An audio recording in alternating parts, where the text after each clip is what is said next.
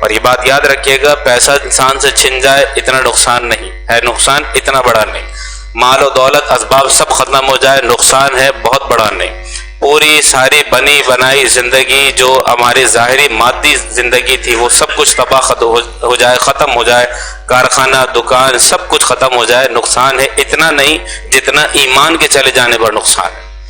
ایمان چلا گیا اور ساری مادی وسائل کیا پوری دنیا ہمارے قدموں میں ڈال دی گئی تو ہم دنیا سے مفلس جائیں گے،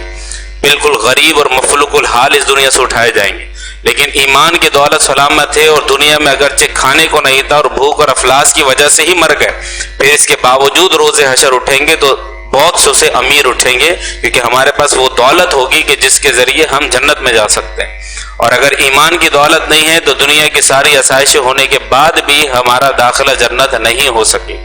تو یہ جو ہمارے علماء کرام ہوتے ہیں یہ ہماری اسی دولت کی، ہماری اسی محترم اور قابل احترام اور ہمارے اسی خزانے کی حفاظت کے لیے نظریاتی سرحدوں پر بطور فوجی اور بطور محافظ یہ کھڑے ہوتے ہیں۔ تو جس طرح ہم نے عرض کیا تھا کہ جب ہم اپنی فوج کو دیکھتے ہیں کہ وہ بارڈر پر لڑ رہی ہو تو پھر عوام کی ذمہ داری یہ بنتی ہے کہ انہیں آلات جنگ جو ہیں، سامان جنگ جو ہے اس کی ترسیل بڑھاتے ہیں، یعنی عوام جو ہے پھر اور زیادہ محنت کرتی ہے، پھر پیسہ پہنچاتی ہے، کھانے کی چیزیں، اسلحے کی خریداری کی بات آ جائے تو پھر ہمارے ہاں ویلفیئر ہیں، پھر وہ لوگوں سے پیسہ اکٹھے کرتی ہیں، لوگ خود اپنے طور پر چندے دیں گے۔ اللہ نہ کرے پاکستان پر اگر یہ وقت آ گیا ہماری کسی ملک سے اگر جنگ ہو گئی تو پھر کیا ہم کہیں گے نہیں ہمارا پیسہ ہمارے گھر میں رہنے دو، ہمارا مال ہمارے پاس رہنے دو؟ ہم کہیں گے بھائی ملک ہے تو پھر ہمارا پیسہ بھی ہے، مال بھی ہے، کاروبار بھی ہے، ملک نہیں ہے تو سب ختم ہے، تو پہلے ملک ہے، تو لہٰذا میرا پیسہ لے لو، اس سے بھی اسلحہ خریدو، میرا پیسہ لے لو، اگر اس سے کوئی فوجیوں کی مدد ہوتی ہے تو وہ مدد خریدو، یعنی جس سے جو بن پڑے گا وہ اپنی ترسیل کرے گا، اپنا سامان پہنچانے کی کوشش کرے گا،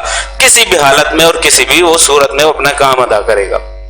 یہی معاملہ جب ہمارا نظریاتی جنگ کا ہے اور یہاں پر ہماری جو فوج ہے وہ ہمارے محافظ ہمارے علماء کرام ہیں، تو میری اور آپ کی عامت الناس ایک عوام ہونے کی حیثیت سے ذمہ داری ہے کہ ہم اپنا کام کریں، ہم وہاں پر اپنی جو ترسیل ہے سامان کی وہ پہنچائیں۔ اور اس پر میں نے آخر میں پچھلے جمعہ اسی پر گفتگو کی تھی کہ آج کے دور میں جو سامان ترسیل ہیں، جنگ کے جو آلات ہیں، وہ ان میں ہمارے مدارس ہیں،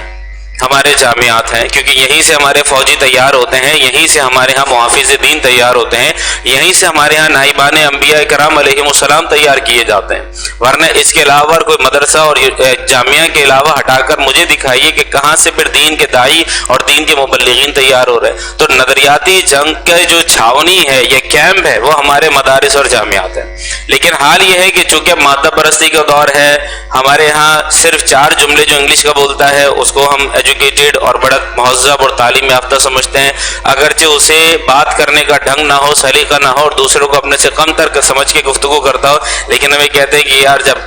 نزاکت تو آئے گی نا، خدا جب حسن دیتا ہے نزاکت آئی جاتی ہے، لہذا اتنا تعلیم یافتہ آدمی ہے، تھوڑا بہت ایٹیٹیوڈ آ رہا ہے تو کیا مسئلے کی بات، یعنی ہم اس کو اس زاویے سے دیکھ لیتے ہیں، جبکہ تعلیم، شعور، تہذیب یہ ایک علیحدہ چیز ہے۔ انگلش صرف ایک زبان ہے میرے بھائی، ایک میڈیم آف کمیونیکیشن ہے، ایک ذریعہ ہے جو میرے معافی ضمیر کو آپ تک پہنچاتا ہے۔ اسی طرح اردو ہے، اسی طرح پنجابی ہے، اسی طرح سندھی ہے، اسی طرح دنیا کی ساری زبان ہے۔ تو اس کو ایک اتنی ہائپ کریٹ کر دینا، اتنا اس کو ہوا بنا دینا کہ یار یہ زبان اگر کسی کو آتی ہے تو سب سے بڑا قابل وہ ہے، جبکہ اگر سب سے بڑا قابل انگریزی جاننے والا ہے تو پھر قابل تو وہ ہوگا نا کہ جو لوگوں کے مراتب کا احساس کرے، لوگوں کی خواہشات کا، لوگوں کے مقاصد کا، لوگوں کی فیلنگز کا، لوگوں کے رشتہ داریوں کا، لوگوں کے رہن سہن کا، لوگوں کی معاشرت کا، معیشت کا، لوگوں سے متعلقہ ساری چیزوں کا احساس کرے۔ قابل تو پھر وہی ہوا نا، تعلیم یافتہ وہی ہوا، مہذب وہی ہوا۔ آج دیکھ لیجیے انگریزی بولنے والے کس طرح غزہ کے اندر 20,000 سے زائد لوگوں کو مار چکے۔ کیا انگریزی صرف زبان سیکھ لینے سے تو یہ تہذیب آ جاتی ہے؟ کیا لوگوں کا احساس آ جاتا ہے، انسانیت کا در آ جاتا ہے؟ ایسا نہیں ہے، اس کا تعلق تہذیب سے ہے، تربیت سے، وہ کسی بھی زبان میں ہو سکتی ہے۔ تو ہماری ایک کرائٹیریا بن گیا ہے، ایک ہمارے ہاں سمجھنے کی ایک ذہن سازی ہو گئی ہے کہ بھائی انگریزی آنی چاہیے۔ تو خیر اب ہمارے ہاں چونکہ مدارس اور جامعات میں اس طرح کا کوئی خاص سلیبس ہمیں نظر نہیں آتا، یہی وجہ ہے کہ ہم اپنے بچے کو انگلش میڈیم میں ڈالتے ہیں، اور ہم کبھی مدرسے یا جامعے کی طرف اپنے بچے کو یوں نہیں ڈالتے کہ یار یہ کمائے گا کیا اور کھائے گا کیا، کیونکہ ہمارے ہاں وہ یہ دیکھتا ہے کہ ائمہ کرام کے ساتھ بہت زیادہ ناروا سلوک رکھا جاتا ہے۔ ہمارے ہاں بالکل اس طرح سمجھا جاتا ہے کہ جیسے کہ امام صاحب نہیں ہو گئے، یہ ہمارے گھر کے ملازم ہو گئے، اور یہ بات یاد رکھیے گا اس میں کہیں زیادہ ہمارا بھی ہاتھ ہے۔ اب معذرت کے ساتھ میں عرض کروں تو اس میں کمیٹیوں کا بھی ہاتھ ہوتا ہے، اور خود ہماری عامت الناس کا بھی ہاتھ ہوتا ہے، اور بعض اوقات چند ائمہ کرام کا خود اپنے آپ کو ذلت کے مقام پر پیش کرنے کا معاملہ ہوتا ہے۔ اب اس سے ذرا تصور کیجئے گا کہ آپ کے والد صاحب اگر بیمار ہو جائے، یا والد صاحب چلے نہیں بھی بیمار ہوتے لیکن سالانہ طور پر آپ کے والد صاحب کو یہاں کھڑا کیا جائے،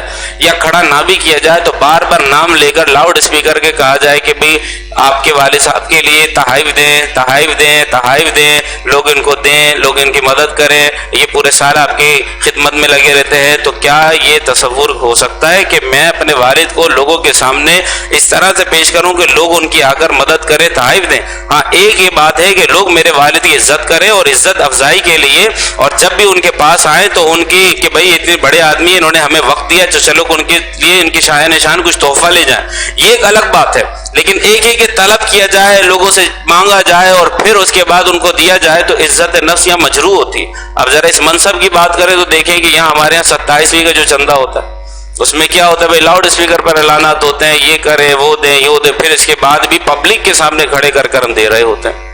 تو اس کا مطلب کیا ہے؟ چلیں ایک ہمارے یہاں طریقہ ہے، ایک رواج ہے، سب چیز ہے، لیکن آپ اس کو ذرا غور سے تو دیکھیں ہو کیا رہا ہے۔ کیا آپ اس بندے کی عزت کو نیلام نہیں کر رہے؟ کیا آپ اس بندے کو سب کے سامنے پیش نہیں کر رہے کہ دیکھو ہم نے اس کو اتنا پیسہ دیا، اس کو 2 سوٹ دیے اور اس کو ہم نے ہار بھی پہنائے؟ یہ ان چیزوں کی وجہ سے ہمارے جو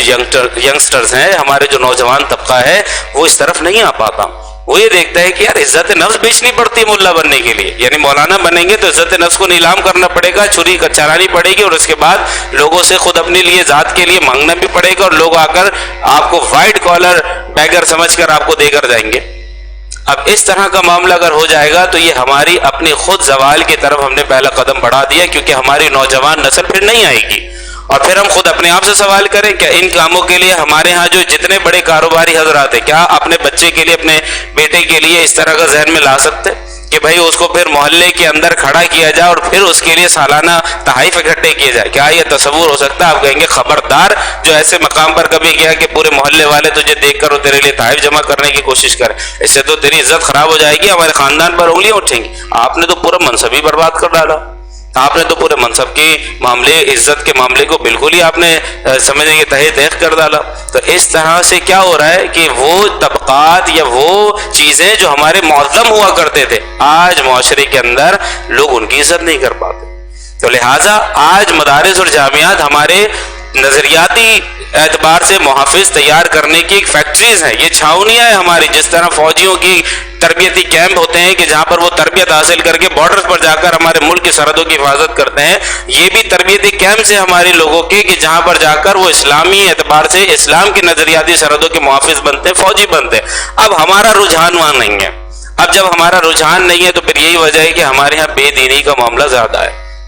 ہمارے ہاں دینداری اب گھروں میں مفقود ہوتی نظر آ رہی ہے۔ ہمارا لباس دینداروں والا نہیں رہا، ہماری گھر کی خواتین کا رہن سہن، بولنا اٹھنا آنا جانا دینداروں والا نہیں رہا، ہماری دعوتیں دینداروں والی نہیں رہی، ہماری مجالس، ہماری محافل اور ہمارے ہاں جو پروگرامز گھروں کے اندر ہوتے ہیں بالکل ایسا بعض اوقات تو ہندوؤں والی رسمیں نظر آ رہی ہوتی ہیں۔ وہ شادی کے اندر وہ کام کرتے ہیں جو انہوں نے کبھی اسٹار پلس کی یا کوئی انڈیا کے ڈرامے کے اندر انہوں نے دیکھے ہوں گے، اس طرح کے وہ کام اٹیمپٹ کرنے کی کوشش کرتے ہیں۔ تو اب آپ اندازہ کیجئے جب مدارس اور جامعات سے ہمارے ہاں تعلق ہی نہیں رہا لوگوں کا، اور پھر اس کے بعد ہمارا نظریہ ہی نہیں ہے کہ اپنی اولاد کو وہاں پر بھیج کر اسلامی نظریات کا فوجی اور محافظ بنوائیں گے، وہ جب ذہن ہی نہیں رہا اور پھر ہم نے دین سیکھنے کے لیے خود اپنے آپ کو وقف بھی نہیں کیا، پیش بھی نہیں کیا، حال یہ ہوتا ہے کہ بیان کرتے کرتے لوگ تھک جاتے ہیں اور ہم آتے ہیں جمعے میں بالکل 5 منٹ پہلے، پھر حال یہ ہوتا ہے کہ بھئی درس ہوگا، فلاں دن یہ ہوگا، فرض علوم کی نشست ہوگی، یہ آپ کے لیے ہوگی، پھر حال یہ ہوتا ہے کہ 4 سے 5 15 20 30 افراد بیٹھے ہوتے ہیں وہاں پر۔ تو اس سے پھر ہمیں اندازہ ہو رہا ہے